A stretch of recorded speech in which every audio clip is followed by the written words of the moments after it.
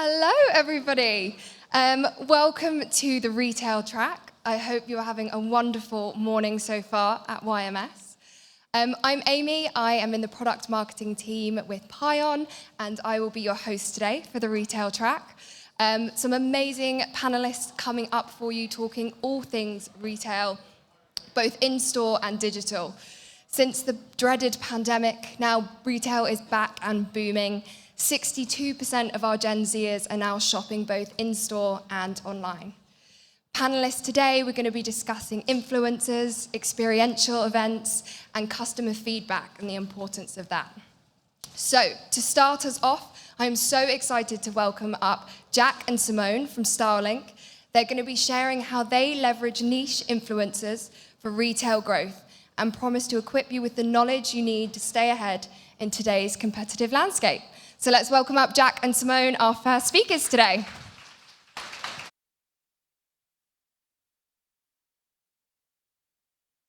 Hello. Yeah, works. That's good. Yeah, hello everyone. Thank you for coming. Just really interesting to see how many people are here. So hands up, who's from a brand side? Well, that's quite a lot. So you're all at the right place, I'd say. So what are we going to talk about? Data-driven success, leveraging long-tail influencers for retail growth. Before we start, I would like to introduce myself and Simone in a minute as well. So I've been working for 12 years, and I have experience in different areas, including affiliate marketing, influencer marketing, event, and social media marketing. My first connection with content creation and influencer marketing was as I was a personal trainer. People were always asking me like, oh, where do you have your shakes from, or where your sports clothes? And at some point I didn't want to do that anymore for free. So that's the first time I had a look into affiliate marketing, and that's where my connection started with. I've been at Stylink for 2 years now. Started in the working with influencer relations, working with our best key users, and now I'm leading the UK and Irish market as a team leader.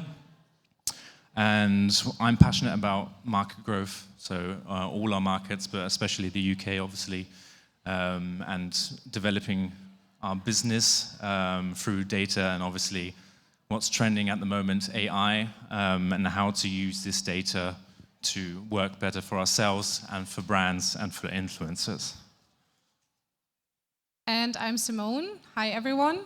I've been working at Stylink for more than 4 years now, and I'm vice president at Stylink. I'm responsible for the market development. So Stylink is active in more than 12 countries.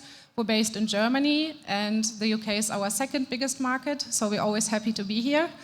And yeah, I'm passionate about our creator community. We have more than 200,000 influencers registered at Stylink. And I'm also very passionate about growth, like not only growing Stylink as a company, but also the team members who are located in Münster, and of course about personal growth. And I'm excited to be here today. So, what are our goals for today? What will we be talking about? So first of all, point 1 is leveraging data insights to identify and collaborate effectively with relevant influencers. The second part will be about maximizing brand impact via precise targeting and personalized engagement strategies. And the third and last part will be staying ahead of the game with personalization strategies in today's retail world. Now, before I go into detail about the data, etc., so that you understand where our data comes from and how we work, I would like to explain what our main business model is. And if you have the chance, I highly recommend, obviously, for you to get your phones out, type in www.stylink.com and register for free, so you can have a better look into what the influencers see on our link maker, so that you have a better understanding of what it all looks like. So we work, it's like a circle, as you can see here. We work with brands on a CPA basis. So, and depending on what percentage of the sale we get, we can calculate this and make it into a CPC, so the influencers get paid per click. And based on the performance of the influencers, we look at it individually, and our algorithm looks, if someone's performing really well and selling a lot, then the pence per click increases the next day, and if they're not performing, then it goes down. So this is what it looks like. So first of all, this is our link maker. Depending on what platform you use, you can pick, if it's Instagram, TikTok, YouTube, whatever, you click that first. And then you have the link maker, where you can see all the brands and the pence per click for each brand. For the UK, for example, it's around 200 brands, and the brand that fits the influencer the most will be at the top. Then next, if I have, then what typical, if I do a haul and show what I've got, then I can, for example, take the URL of what I'm wearing, and then I put it into the link maker, and this link changes into a stylink. And this stylink you can then post onto Instagram, YouTube, whatever, and the influencers get paid per click from what their followers click. And if the followers buy something, this is again where the influencers see if the pence per click goes up or down. Now, going more into the numbers, these are our numbers, what we have, what are the biggest numbers which are most important to us. We have over 200,000 content creators worldwide. For the UK, specifically, it's 40,000. Over 1,110 active shops in all countries. And we've been on the market for a total of 7 years. On a daily basis, around or above 9,000 links are shared, so the influencers create all the time, and it brings 18.2 million shop visits per month, which increases not only sales but also brand awareness and general traffic. And for our partner shops, we make a gross value of 511 million per year. And last but not least, we are actively in 11 countries so far and still growing. Now, matchmaking of the right influencers with brands' needs. Now, as I said, we have 200,000 content creators, and they all have different portfolios. So our three main categories that we are currently working with is fashion, beauty, and interior, but we also have a wider package as well. Now, for you who don't know, what different categories there are, just go a bit more into detail so that you all have a better understanding. Most of you know there are nano, micro, macro, and mega influencers. We mainly work with nano, micro, and mid, but we do have all of them. But we have noticed, because we are very performance and sales focused, that these three categories, from nano to mid-level influencers, work the best. This is where we see where the sales performance is always better than the ones who have 1 million followers. The ones with, I'd say, more than 100,000 followers are going in the direction brand awareness, and where it becomes less authentic.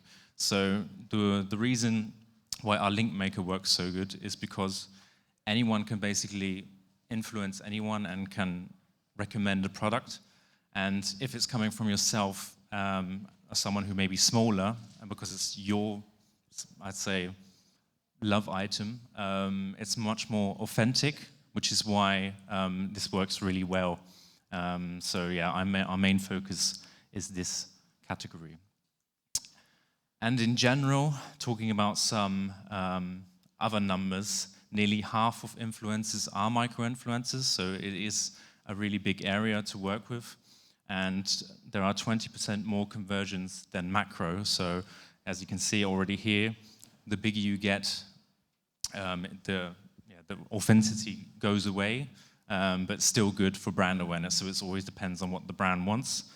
And micro-influencers have a 3 times higher engagement rate than macro. Matchmaking of the right influencers with brand needs. So we know what content creators we have, we know what categories we have. So now we have to look at what does the brand want and what does the brand need. So there's a brand briefing, and these are the 3 most topics we get asked for. So it's either extending influencer reach, so if the brand wants more influence, for example. If it's something where we just want to grow brand awareness, then we'd go more in direction macro, mega influencers. And if we want to increase sales, then we're going backwards again and going more with the micro influencers, because as I explained, they are, with the performance and sales, better than when you have a higher following number. Brand briefing is fueling the right influencer activation strategy. So this is something that we do and what we offer brands. So once we know what the brand wants, then based on our experts and our technology that we have, we do different activation possibilities. One of them is called the Link Maker badge. So as I said, for the UK, for example, we have 200 brands all together. And as an influencer, you might get lost trying to find which brand you want to promote. So with this Link Maker badge, the brand gets a higher priority and a higher visibility. The Link Maker banner, this is above all the shops. It's basically like a paid ad where you can, if you have like a certain collection or campaign or product you want to push, this will be at the top. Then classic email newsletter, WhatsApp newsletter, which always works really well, is voice messages. So it's much more personalized when I, for example, get in contact with one of our key users and saying, hey, how you doing, blah, blah, blah. They already know who I am, and I say, this product is trending. How about you push this? And this always works really, really well. Instagram conversion banner, influencer campaign, which is a classic, as well as influencer giftings. Now, we're coming slowly to the second part, how to leverage the data effectively to maximize impact. So now we know what the briefing is, we know what our content creators are, which categories they are. What's next?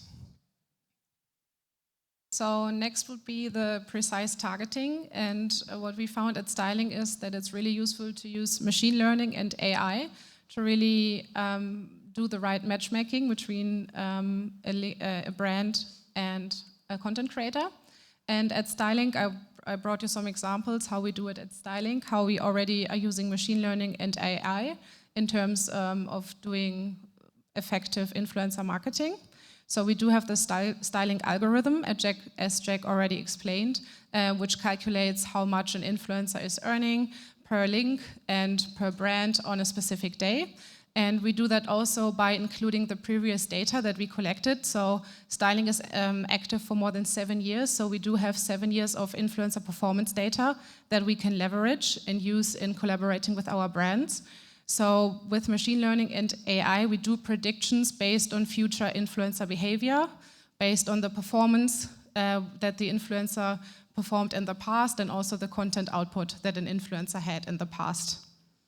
Another example would be personalized recommendations. So we do offer the influencers personalized linking recommendations. As Jack was just explaining, this can be via voice note or also on the link maker, that we use all the data that we collected and then recommend to the influencer which product is trending at the moment, which would be a perfect fit to his or her performance, which would be a good brand fit, and then the influencer gets personalized recommendations, what would be a good opportunity to link and to show on their Instagram profile, for example. And the last example is AI-generated captions. So at Styling, we do offer the influencers the opportunity to use AI-generated captions, Of course, we don't recommend the influencer to just copy-paste what ChatGPT has offered, but it's a fun way to put inspiration out there for the influencers who are creating content every single day, who are really passionate about it, but it's still a fun way to spark some inspiration and a good way to kind of test and implement AI into your company and into your collaboration with an influencer. And this then leads to the precise influencer selection based on all the data history that we have, the future predictions, and ourselves as kind of the experts. As I said, we're like 7 years on the market, and we're using all the data that we have to make sure that the matchmaking between a brand and the content creators is really a very good fit. But of course, at the end of the day, influencer marketing is also a people's business. So it's important, in order to maximize brand impact, to put the same care and effort that you put into all the data that you're collecting, also into the relationships you're building with the influencers as well. So to us, it's really important to stay in close contact with all the content creators, to get constant feedback, and to meet in person whenever possible.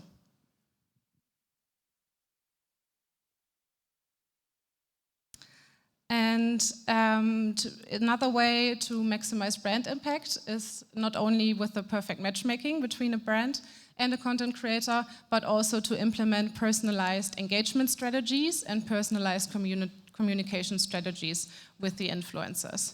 They get contacted by brands every single day. They have thousands of DMs by their followers. So in order to stand out as a brand, it's really important to personalize the communication. And that makes the relationships that you have and that you're building with the influencers more long-lasting, and in turn, it generates better business outcomes. Not yet, but thank you. And I also brought some examples of the way we personalize our approach with the influencers and communicating with them. Since we have more than 200,000 influencers, of course, it's not possible for us to talk to every single one one-on-one, which is what we also do. We offer personal coaching calls to really talk about the influencer's performance, to grow an account together, since it's mainly micro-influencers who are linking stylink. So it is really important to get in personal contact, and we're also using voice notes, as Jack explains, which is one of my favorite tools because it's a very personal way to get in touch with an influencer, but it's still that you dictate the timing and you be proactive rather than reactive. But yeah, of course, we also have automized communication channels, since it's so many influencers. So we do have a CRM system. We mainly use HubSpot to communicate with our influencers. But in saying that it's automized, it's still important to us to have it very personal. So it will be like all the influencers will be categorized and get personal offers, a personal address, things like that. So it's important to make sure, even if you automate things, which totally makes sense, to not forget the personal side of the relationship and to include that as well. And then we brought some practical examples and some numbers and case studies from everything we just presented. So here you can see a case study from our link maker banner. This is now from the beauty vertical, and as Jack already explained, it's a specific placement that can be put into the link maker, and it's very seasonal and specific because it's normally used by brands to promote a certain product or a certain collection, which works really well to increase brand visibility. And as you can see with the numbers, there's a significantly higher amount of shared links, of orders, and also of the basket value if you really use this opportunity to showcase a certain product and tailor it to the right influencers. And the second case study is WhatsApp newsletter. As I already mentioned, WhatsApp is one of the most effective tools for us for our influencer communication. We use it as the main support channel with all our influencers. We also use it to create WhatsApp communities and WhatsApp groups. We use it for the voice notes, and we also offer that to the brands in form of a WhatsApp newsletter. So it's a really popular placement by the brands that we work with to book a WhatsApp newsletter. And in that WhatsApp newsletters, it gives us the opportunity to get in contact with the influencer in a personalized communication way, where they always active anyway, at least in most of the markets that we're working with. And then it increases the reach, and you can reach new influencers through the newsletters, and the numbers there speak for itself. I think that it's 200% more sales compared to only the week before the newsletter, and when the WhatsApp newsletter goes out for a certain brand, the sales increase up to 200%. This was an example from a fast fashion brand, just so you know the vertical that we're talking about. And it's a really great way to make the influencers be aware of your product or your brand and to inspire them to get active. And the last thing would be user-generated content, which is a great way to maximize brand impact as well, since user-generated content compared to media content or the brand content is seen by customers as way more authentic and relatable. So it's 50% more trusted and 35% more memorable than content done by the brand. And it's also a very cost-efficient way to create content for your brand as well. And that in terms leads to way higher conversions and higher engagement if you make use of the real users and let them do the content for you.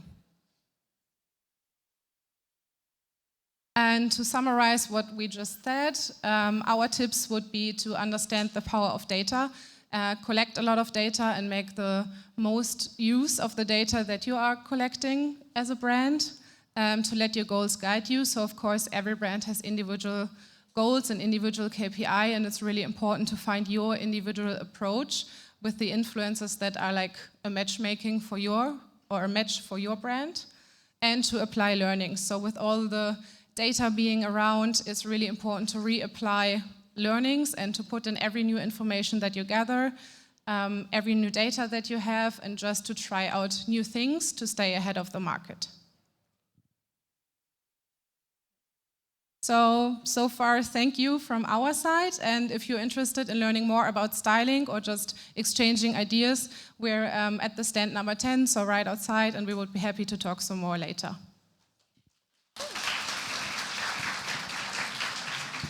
Amazing. Thank you both so much. That was incredible. Do we have any questions for Jack and Simone today?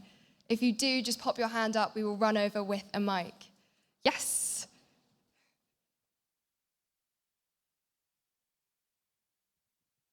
Hello, thank you for your presentation. My name is Krasi, I'm from Haley, and I wanted to ask you what type of customers have you worked with? So obviously we saw the fashion examples, but then you spoke about verticals. So if you can tell me more about the different types of verticals that you have partnered with.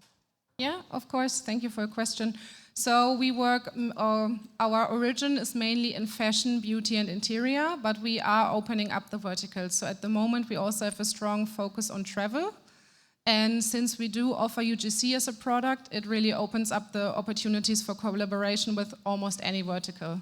But that's rather new, like the strongest focus is still fashion, beauty and interior, which we are changing at the moment.